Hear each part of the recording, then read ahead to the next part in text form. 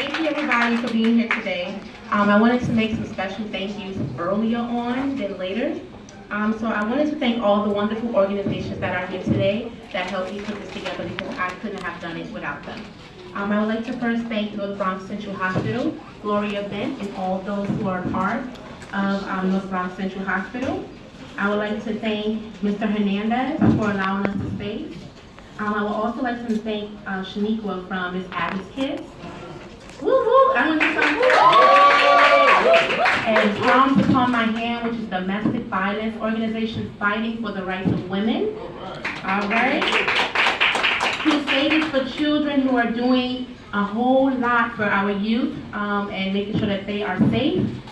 She's also fighting, Heather Guarino is also fighting for domestic violence as well. All right. Assemblywoman Natalia Fernandez, which will be joining us soon. Angels Give Back from Isabella Lovett. The DJ Cisco Show and Mr. Chris, who's our DJ today.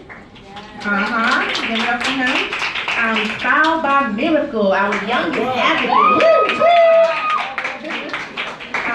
National Coalition for 100 Black Women. You gotta give it up. Artists Up, who will be here shortly. Keisha Thomas Management. Lil Lex, talking about no bullying. Transforming Her Pain, I love that. And Rico Kane, who's an artist here today, up and coming and doing the big things out there. Songbird, music selection from her. Thank you. And Chris Lane, the future. So I'd like to thank you guys all for coming out today and making this possible. I am super happy and super excited. I know we're super late, but I think that nevertheless it will be a great show and everybody will enjoy it. We have food that will be free here for you guys to eat afterwards. Please take plenty of pictures and enjoy yourself. All right, thank you. The first person that we have up today would be a song from Amani Grant Songbird. She'll be singing an acapella song, Powerful.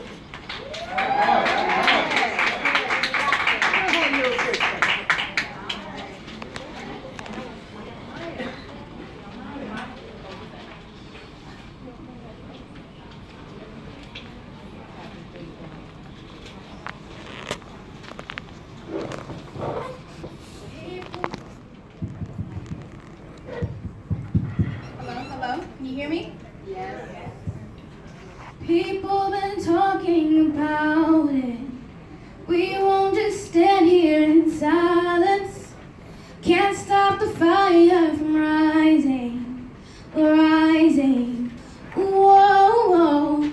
People, don't you be afraid. So many innocents slain. This is an era for change. Change. Malcolm's probably turning in his grave. Every shade was beautifully made. You're powerful. There's so much strength in you and me. Powerful. A breath away from victory. I matter, you matter, we matter all. I matter, you matter, we matter all. Powerful, powerful.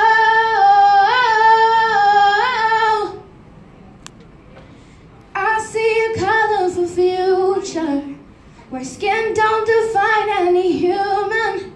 The stars are the only thing shooting, shooting. Oh, mothers who bury their child. How can we sit there and hide? Change comes when all take a stand now. Stand up, stand up. Martin's speech still echoes in my brain. Every shade was beautifully made. You're powerful. There's so much strength in you and me. Powerful. A breath away from victory. I matter, you matter, we matter all. I matter.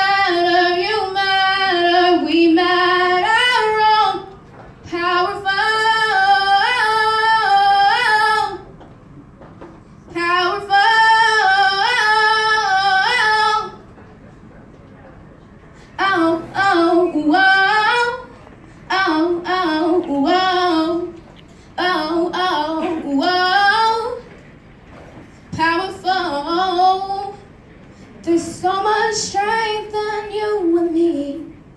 Powerful. A breath away from victory. I matter, you matter, we matter.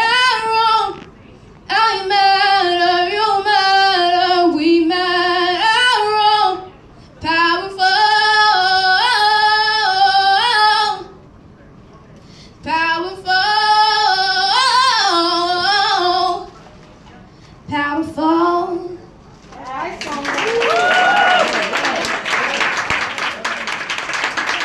Yes! Let's give it up one more time for this powerful songwriter.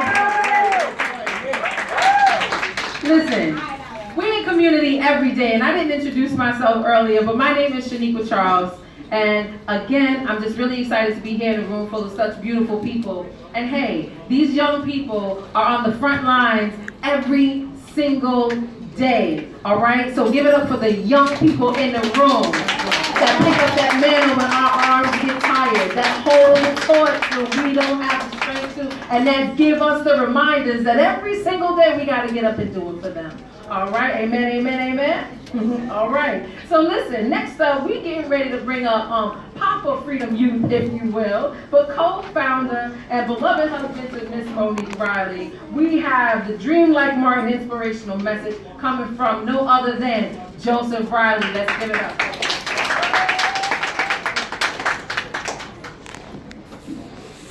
How y'all doing this evening? All right. My message is pretty short, but it's to the point. And I want to make sure that I reach out to everybody in here, not just the youth that are in attendance. So I would like to formally introduce myself. My name is Joseph Riley, and I'm the outreach coordinator of Freedom Youth LLC. And I truly hope everybody's enjoying this blessed occasion that we can come together. All right. First, I want to thank all the organizers and the people who came out and made this, and made it possible. You know who you are. I can't name everyone, I'm sorry. But let me get to the point and why we're here. So, the Civil Rights Movement in the United States was a decade-long struggle between 1954 and 1968 by African Americans and also our Bronx community as well, to end legalized racial discrimination, disenfranchisement, and racial segregation in the United States. During this period, many activists stood out. As we all know, Malcolm X, Rosa Parks, Marcus Garvey, and Muhammad Ali. But Dr. Martin Luther King was also present during this movement. And we're all aware of his I Have a Dream speech in 1963, which cultivated millions. So it reached everybody. Excuse me, I'm under the weather, sorry. So, in order to make this once-in-a-lifetime speech, he had to have a dream. Most of us believe, as for Christians, most of us believe that Martin Luther King had a vision from God, not just a dream. While he was a dedicated pastor, or he could have had just, it could just have been a regular dream. The things that he done during the toughest periods of our greatest history, others would have gave up before the struggle even started. As he marched to fulfill his mission, he encountered jail time, police brutality, and hatred amongst his peers. Some people thought he was crazy to think that one day that blacks and whites can come together in the same room and have the same view. What he did was for our equality, everybody, not for financial gain or presidential race. He did it for all races, all genders, and all religions, to come together and enjoy great moments like we have here. He fought to keep his dream alive, and he also sacrificed his life to keep that dream alive. Excuse me. Dr. Martin Luther King was assassinated April 4th, 1968, not seeing the dream and the mission come true or fulfilled. So I stand to you today, not to just empower the youth, but encourage and empower everyone here to keep your dreams alive. Now, excuse me, I'm all over the place, I'm sorry. But everyone who thinks they can't continue to pursue their dream or think they are not significant enough for anyone to care, I'm gonna just encourage you again to think like how Martin dreamed. And with everything you have within you, keep that fight alive. Fight tooth and nail to keep it alive, because it's yours. And finally, when the storm clears, go out and achieve your dreams. For my youth in attendance, you don't have to struggle like Martin did. Some of us older people may consider modern technology as a hindrance, and all you watch is YouTube, and all you watch is, all you do is Fortnite. But I see it as an opportunity to get whatever you want out of life in the palm of your hands. All your dreams, anything that you want is right here in the palm of your hands. This is how I see it. And I want to encourage you guys to really take the time and utilize this modern technology and pursue your dreams. Even for the people in attendance, older people who feel like their dreams are gone, they're still here and they're still present. And I just really want you to encourage everybody today, and I keep saying the word encourage, because we need more encouragement. We need all of us to come together and not hate on each other, but pick each other up and make sure that all of our achievements and dreams are put out there and achieved. Thank you. I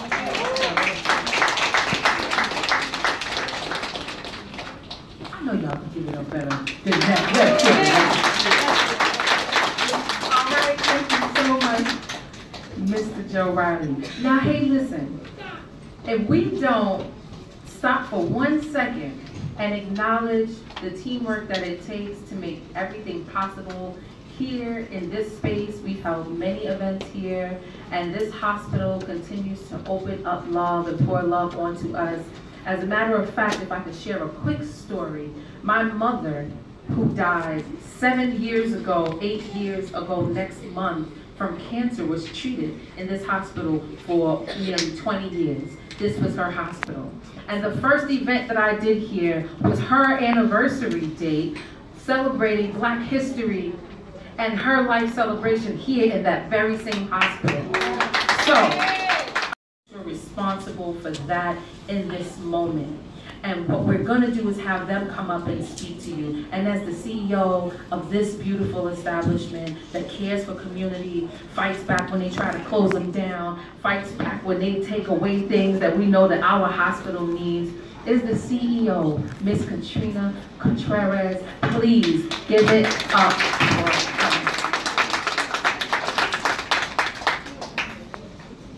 Good afternoon, everyone. Welcome to North Central Bronx. I want to take a minute just to welcome everyone, and it was very significant to hear about this celebration. I have to acknowledge Shaniqua. She does a lot of great work for the community, and the different organizations that are here supporting her and supporting us as well. It's nice to have members of the community concerned. Today is a very important day, and I'm not going to go into a lot, but it's a good sense of reminder of what Dr. King represents, and it definitely it's a message that we have to take home.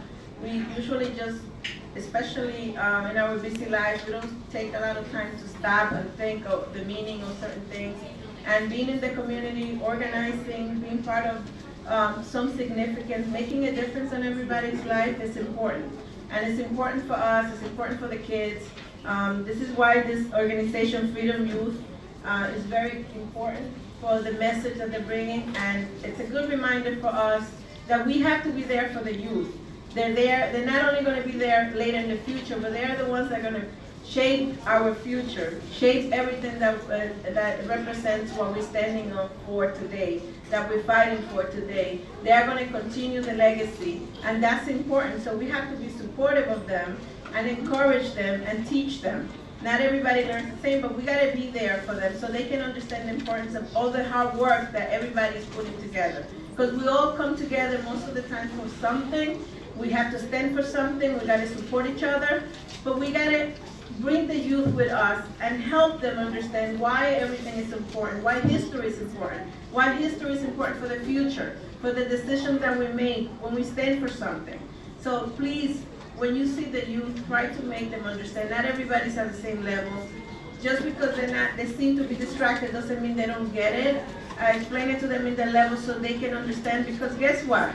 They are the ones that are going to continue the message later on. When we can give the message, when we can walk, when we can make decisions, they are going to be the judges of the future. They're going to be the district attorneys of the future. They're going to be the cops of the future. So the message has to come. Yes, we understand about the history, but we got to make sure that they understand and they can take the message forward. Hopefully they'll be, we're going to be in a good place. And again, I don't mean to take too much time. I just wanted to highlight the importance of today's, and it was key that it happened on the same day, because Dr. King, I think the message for me, it has a lot of meaning in terms of collaboration, setting goals, having strength, coming together, standing for something, making a difference. And trust me, sometimes you say, what I do doesn't make a difference. It makes a difference if you help one person. If you take a person with you, if you're there for someone, you might not know the impact that you have in that person's life, but helping one person at a time, coming together, unity is important, community is important, standing for something is important. Everybody's standing for one good subject. You know how strong we are? We're very strong. But the strength is in the unity. Strength is coming together. You coming to the point where everything, there's a lot of different organizations here, they all stand for something good for the community. Supporting them, supporting us, and we're here for you, so welcome everybody. Just wanted to say that, thank you.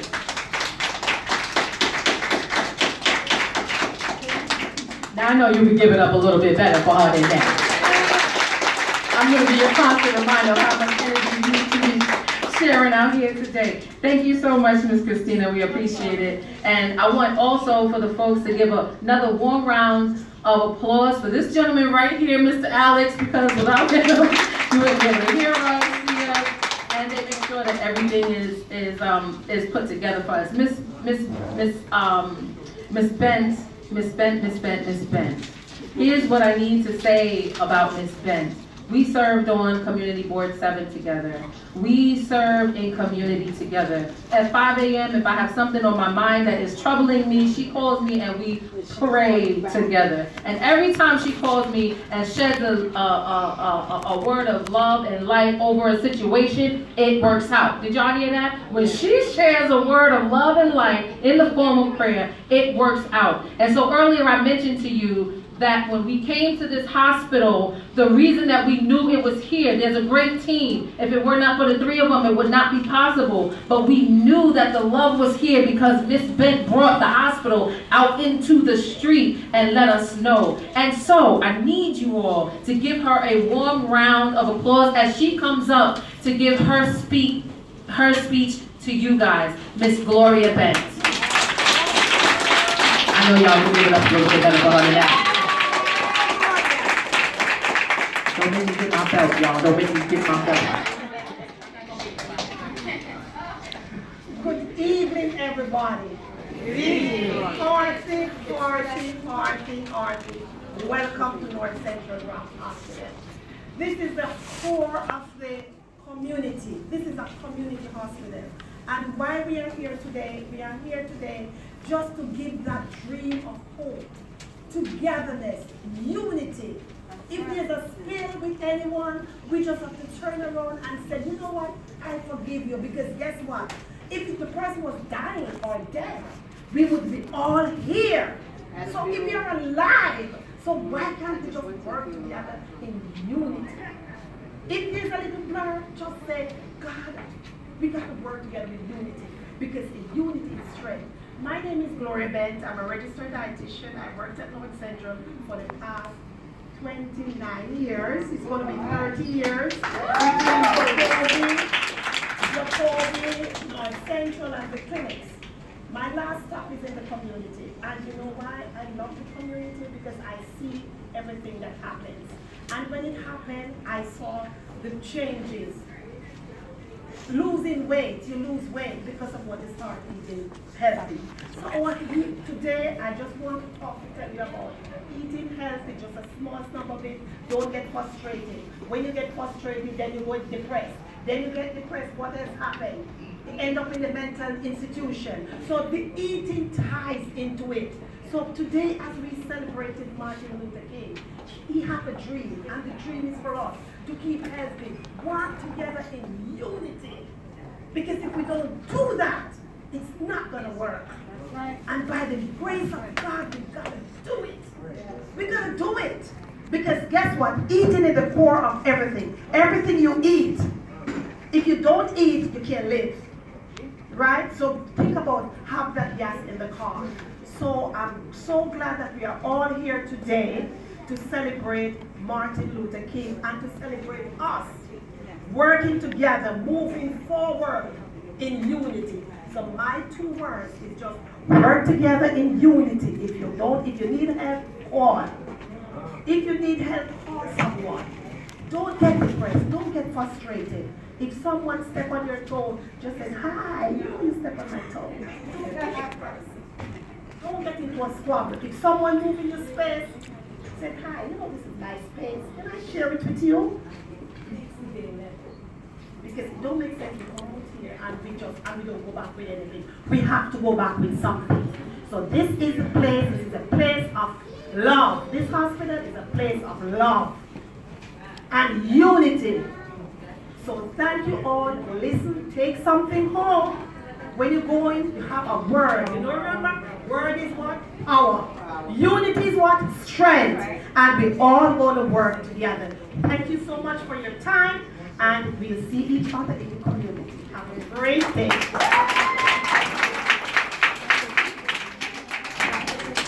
And welcome. You can go ahead. Today is just remarkable, right? So, there's people that's going to be speaking. We had some singers. Now we're getting ready to bring up one of our most phenomenal young people who has not only a message about anti-bullying, but also comes with the powerhouse attitude. And girl, you better listen when she speaks. I need you all to give it all the way up for our girl, Little Lexi.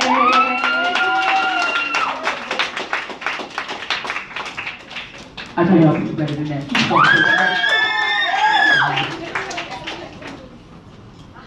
Good afternoon. Good afternoon.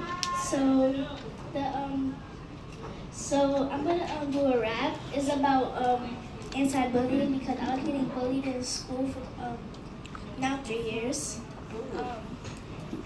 And nobody was listening to me.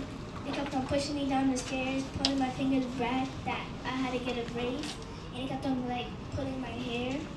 So I made a song. Well, yeah. And one day, when I was 7, my mom was washing my hair. She left the bathroom for a little while to do something. And then I tried to like drown myself because like I was tired of doing it. But good thing my mom worked in Lincoln Hospital and she saved my life. Because without her, then I wouldn't be here right now.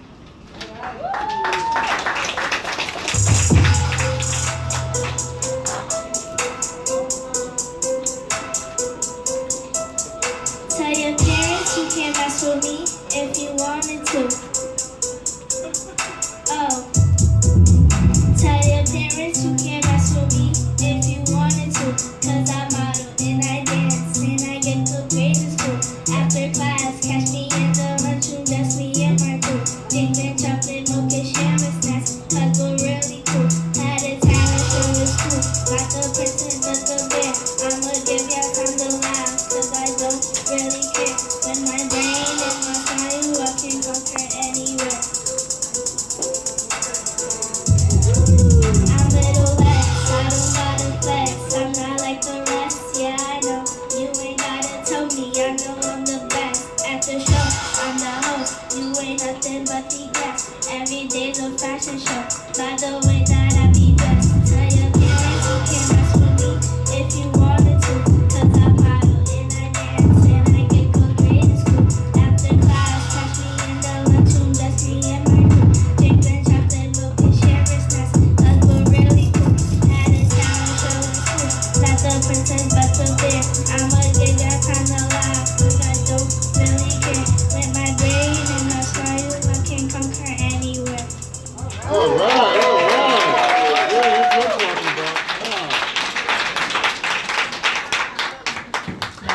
give it up better for her. Let's give it up. You sit next to somebody you don't know, go ahead and exchange information because you are all sitting in the presence of greatness, right? And the very next thing that you might need or want to do might be coming from the person sitting right next to you, all right? So, coming up next, now listen here. We have a beautiful sister named Dr. Sonia Banks, and she's going to be doing the MLK Dream Lived Out Loud through Black women. Oh, y'all go ahead and give it up for this sister right now. Hello, everybody. How are you? Hey. All right, y'all have been sitting here for a while, so I'm going to try not to have you sit. So for those of you that can stand up, I want to just open us by bringing some energy from the center into ourselves. So how many of y'all can stand? Can you stand up? Yeah, stand up. Raise your arms up. Right there. So we just want a little something. I'm the president of the Coalition of 100 Black Women Manhattan chapter. We have people talking and teaching. So this system has been around the world. The top 40 leaders said, if you want to bring energy in, you do this. You put your hands up and you pull it down. Pull it down. Pull it down. Pull it down. And then push it out. Push it out. Push it out. Bring it down. Push it out. Bring it down. Push it out. Bring it down. Push it out. And now if you're bad, she said do this. Start swinging like this. Oh, I know. Move up. Swing your arms. Swing like you can. Bring it down. Bring it down. Bring it down. Bring it out. Bring it down. Bring it out. All right. We got some energy in here. Yeah, let's make Martin proud. So I was asked to talk, as usual, about the pathways to empowerment and talk a bit about the role of Black women in the movement. Now, the role of Black women in the movement, largely it's invisible and visible. So imagine the story I'm going to tell you is really educational. And I worked this out with my brother. This is actually largely his talk. And it's going to talk you through how the movement actually got from where we think of it and where it is. So we're going to show you some slides. But at the end of the day, I'm going to keep talking about the women that are a part of this. So just to give you some context of why the coalition is here. The coalition was actually founded as a result of the civil rights movement. The National Coalition of 100 Black Women has 59 chapters in over 23 states, but it started right here in New York City. And it started in Manhattan under an amazing leader, Jill Jackson McCabe, when it became really clear that Black women didn't have a pathway through the glass ceiling. Anybody know something about the glass ceiling? Yeah. Because we're still hitting it, right? And when she started the National Coalition of 100 Black Women, Jewel is a method maker and a method breaker. So the minute she started it, then she paired up with our Latino sisters and they started National Coalition of 100 Hispanic women, and then 100 Asian women, and they already had the Coalition of 100 Black men. So by keeping it 100, we all brought our power together to focus on health, education, gender equity, and empowering our youth and mentoring our youth so that the ceiling that they have to break won't even be there. So we're still working for that. And we work with amazing women. We bring in women that are interested in pooling their talents, unity, pooling their brilliance and their resources and bringing it all together so that we each benefit from each other. So the Manhattan chapter has amazing people. We have doctors and we have CEOs and we have lawyers and nurses and teachers and educators and women that run homeless shelters and women that actually put together the legal cases that destroy injustice. And we work together because we all believe in one cause. We believe in one common goal. That if we do it together, we can learn faster and do more. So as you look at what Martin did, a little bit of a glimpse that's going to show you a different side of how Martin got to the thought and talk. Listen for the voices of the coalition. Listen on how we came out of this movement and said, now we've got to move something forward for women, particularly in New York. So the pathway to empowerment is both a self and a society movement. And this picture I thought was telling, because those three women, started off as those 3 little girls, right? Somebody poured into them. Somebody developed them. Somebody stopped on a cold Saturday and said, I need to speak words into your spirit. I need to keep educating you with a curriculum of inclusion. Because I know that you've got to grow up and sit around that table and you've got to speak on behalf of women and girls. And so I want to start where you're at that level. To that point, you'll hear from my sisters, and we have an education committee. We're looking for young girls, and we're partnering with another mentoring program. And the National Coalition of 100 Black Women has now signed with our Essence editor, Susan Taylor, to bring her national program in as our curriculum. Okay, yes. But it starts with each one teaching one. So part of what I want to do is a quick history. Is you've seen and you know the 60s, right? Depending on where you stood and what lessons you learned. And then I just took it to 2010. I didn't even go up to, minus as our leader. But not much has changed. It's just got a different color. See, to the left, we were doing it all in black and white, right? Because that's what our media allowed us to do. And now we see the violence and the concern that Martin had in color. And we look at what we can do to inspire this. And this sister, I think she should get a standing ovation every time, because this woman, single-handedly, 10 years ago, I think it is now, started looking at the rates of incarceration and said, wait a minute, do the math. There's something about what's not happening in the movement and the people that aren't coming back, the families that we're losing. Our formerly incarcerated citizens are not being treated equally. And I believe if Mark were here, he would say, that's the road that we have to go down. We are all citizens of this country. You can't separate me because you deem me in a category. And so this sister, as you know, was working for civil rights attorneys and working in the city, and she started getting all these numbers and stats, and she said, something ain't right. There can't be this many people going inside the system. It just doesn't add up. And her husband was a prosecutor. Now, can you imagine living in the house with a woman writing a book that's getting ready to take you down every day? He joined her. He helped her.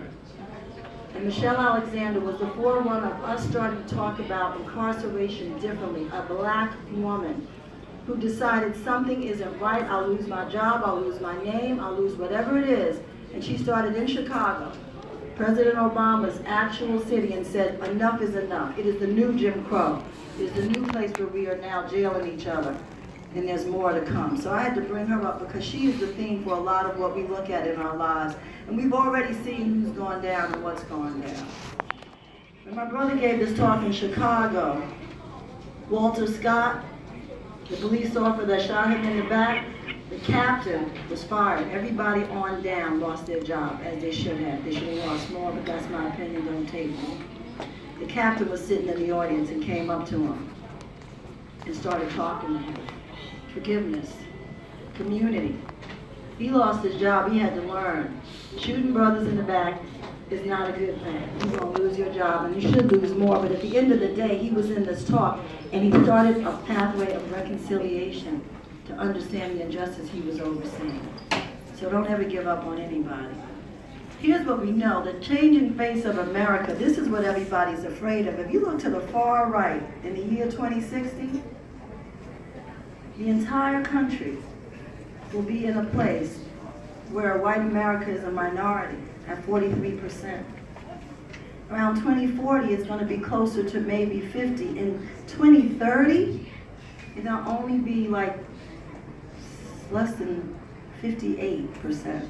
So a lot of the guns that are locking and loading right now in Richmond, Virginia, you probably know, they're walking in because they want to be able to use guns. The governor had to call a state of emergency. Right now, they did it on Martin Luther King's Day. No accident. As we are sitting in these seats, Richmond, Virginia is in turmoil because a group of people that believe they should own guns, not put them down like Martin did, but he decided it wasn't the right thing to do, are confronting the governor.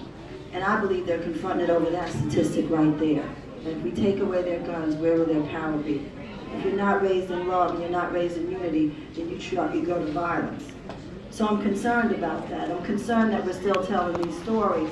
And part of our larger challenge, we know about the wealth gap. We know where it's all going. We know about the income of our home. Look who's at the top. Our Asian brothers and sisters are actually making a little bit more than our white brothers and sisters. I don't know if they know that. Do they know that? I may just tell that slide. But at the end of the day, Black and Hispanic folk are still at the bottom, and we're trying to figure out what can we do on a day-to-day basis to shift this reality. Home ownership will not change. And here's the piece that's got, I believe, you know, Martin and the King family and the sisters, you know, have a chance sometimes to talk to our national leaders. And we wonder still about the stats here, right? We wonder how our children are going to walk down the street and go to libraries and feel safe if these gun stats are showing us dying at a higher rate than our percentage in the city and town. And excuse me, the coalition likes to start with the facts, and then we'll tell the story. This is no different than what Martin was looking at with social reform. And he was what we call nowadays, and understand this term in love, we call it a reluctant leader. He didn't grow up saying he wanted to lead the movement. He grew up with a father who was a pastor and a leader, and he grew up knowing that he had to do what was called for him to do. So in social justice, we're still looking at issues where our children are 3 to 5 times more likely to be suspended than whites. And how do we deal with this? How many mentoring programs do we have? How many events do we have like this? Am I next is what a child is asking. So today is about us looking at the dream that needs us all to step up and lead. Step up and lead. Lead in your PTA, lead in your tenant association, lead on the elevator when somebody wants to, as you said, step on the toe. Say it's okay, I got another foot. I'll be all right. Lead with your love, lead with your kindness. Lead in a place that doesn't look at what separates us as much as what holds us together. And so the state of Black America, while we've made some progress, the percentage of poverty has actually gone down. You can't see it in New York, but maybe somewhere in the back now in Louisiana they can. I can't see it. But these national stats say in some places we're making it happen. But I'm worried about that little girl and what her life's going to look like. So the opinions are shifting, and we want you to shift with them. Take a look at one of the things that came out of looking at the real way that Martin put the strategic focus on his plan. There was an external plan and an internal plan. And the external plan, we saw the marches, the banding together, the sitting on the bus, the Rosa Parks. But how many of you all know how much prayer went into that? How many prayer meetings were going on every day, right? How many people were calling and holding each other, crying in each other's arms? The internal change that had to occur on a day-to-day basis to go out and not know if you're coming back. It's happening right now.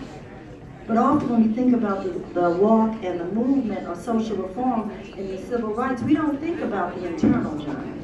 So today I want you to pause a little bit and look at what is important in the internal journey. External privilege and privilege, internal enculturation and orientation. What are we really looking for?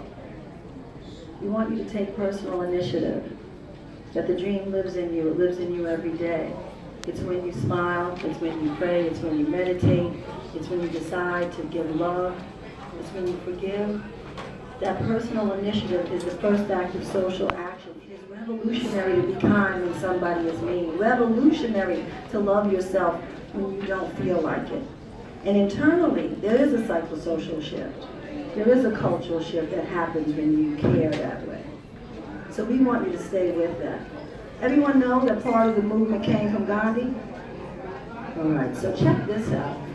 Not only did part of the movement come from Gandhi, but the way Martin got the movement from Gandhi was hearing the president of an HBCU, Howard University, giving a talk, Malachi Johnson. Of course, my mother knew Malachi Johnson, but he was giving a talk and he was talking about Gandhi. And this is what King said, Gandhi was inevitable. He said, if humanity is to progress, Gandhi is inescapable. He lived, thought, and acted inspired by the vision of humanity evolving toward a world of peace and harmony. We may ignore him at our own risk. Where are your principles coming from? Where is your theory? What's holding you together? This was righteous indignation. To choose Gandhi when I'm getting kicked and spat on and locked out and shot 40 bullets in a hallway just because I'm standing there? When I'm getting arrested because my license is expired, when that used to be a death ticket and now you're holding me overnight? You want me to give you love? Well, Martin said, yeah, and he and Coretta went to India. And Gandhi was dead by then, but he studied with those leaders after hearing Mordecai Johnson, president of Howard University. So here's King at the crossroads. Notice all that's behind him. What do y'all see, children? What do you see all behind Mark? Books. Books. This is the man what already got, I think he's in seminary here. He's going to go to BU for another degree.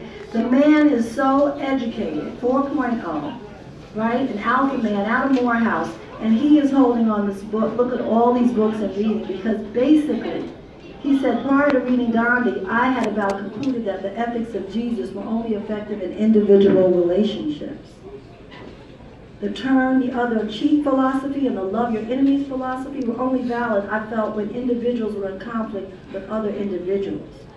When racial groups and nations were in conflict, a more realistic approach seemed necessary. But after reading Gandhi and understanding the power of nonviolence, this man turned and focused on what he knew would save a Negro population at that time from being completely annihilated, like our brothers on reservations, taken out by alcohol and a lack of resources and being acculturated in a society that never loved them and took their land. And so he read, because he said after reading Gandhi, I saw how utterly mistaken I was. Gandhi was probably the first person in history to lift the love ethic of Jesus above the more interaction between individuals.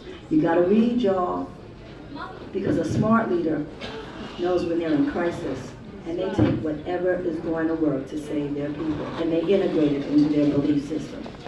And so what he did is he formed a team. That's what we do at the coalition. We try to have committees, and we get all committee-fied.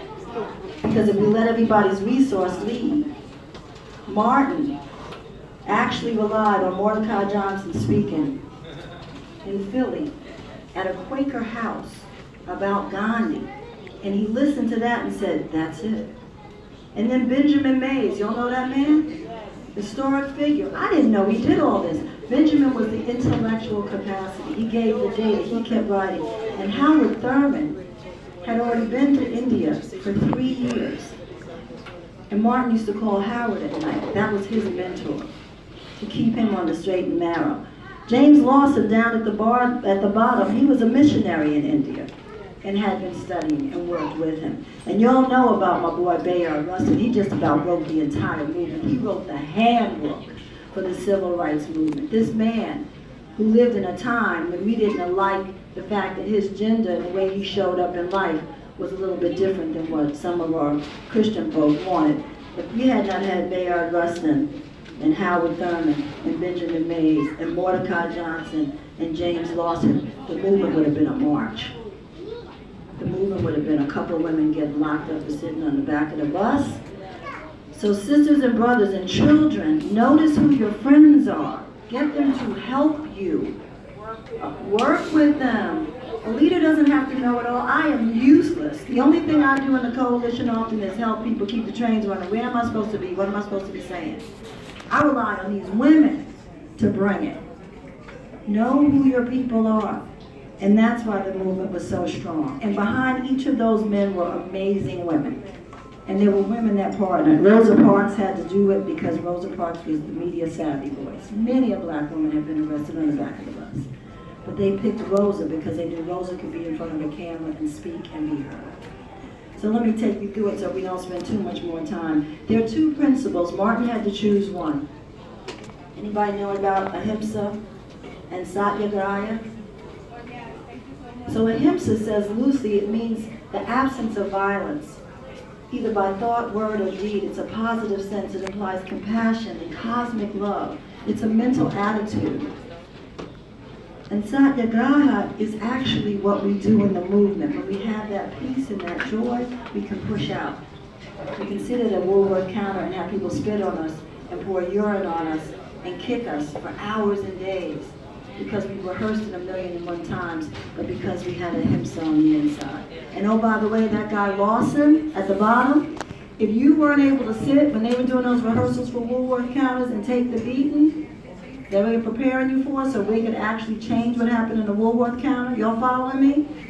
If you didn't take it in rehearsal, Lawson would say, you ain't walking in the march tomorrow, sit down, you're not ready yet. Imagine telling people they're not ready yet to lead, because he wanted you to be prepared from inside out.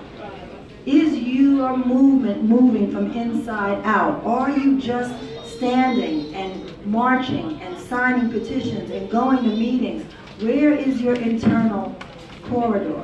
How are you building the spiritual fortitude to move it? So we basically want to ask, what are your active principles? Join Martin Luther King Jr. and adjust your principles so that you speak to the peace inside and manifest it. Don't run dry by just walking. Don't run dry by just signing petitions. So basically, we're asking you to look at the truth and let the truth speak through you, whether it's your meditation, your purification. I don't care what you do, but just get it right. It's called self-care now, right? So that when you show up in community practices like this and you're doing your rites of passage programs with your young people and your selfless service, that you're doing it from a place that's full of sisters and brothers. Not from a place that's empty because you've been to 9 meetings and now you're just getting it done. So fill yourself. Notice the focus for King. Public actions and his private practices. That man prayed. Yeah, Mahalia Jackson sung to him on the phone, but they weren't just singing. And she wasn't the only one. Know how to get your fuel. Make sure you are balancing the peace and the justice and the mercy before you make decisions. We have living embodiments of those that do that. We have Betty, who was a nurse and stuck with Malcolm. We have Coretta, that every night helped and talked to Martin. Didn't care what the word on the street was. She knew who her man was and what he was doing. And of course, we have our former president, Barack Obama, and his amazing life that continues to be his support. We have living embodiments of bringing the inside out. We want you to stay with it. We want you to prepare to be an evolving warrior, like this little child meditating from the Africa Yoga Project. Not even 3 years old. Gonna be a badass. Okay? At that age, she knows where to go. He knows where to go for his center. And we'll share with you the path, but you already know this. This is not optional. And some argue that the movement died and then transgressed because we didn't bring enough of the internalness. We didn't hold on to this. We kept marching and writing and preaching, but we weren't doing the meditation and the prayer, the rites of passage. We weren't holding on to the Goza Saba, which is what we have now from Kwanzaa, right? The collective economic power. And so we want you to keep reading. We want you to keep speaking. We want you to take initiative. We want you to vote. We want you to fill out the census. Don't hide when they knock on the doors. This hospital may not be here. You've got to stay visible. And we want you to read about the new Jim Crow and understand what's happening in incarceration so you know how to be and how to help and support. We know you got the left side, sisters and brothers. I know you're raising your kids in the left side, but if you neglect to the right side, we will run out of water. The battle has only begun. We thank you. Ashe, the National Coalition of 100 Black Women, invites you to look at our website, come to our programs on January 29th, and allow us to keep educating, to advocate, to legislate. Ashe.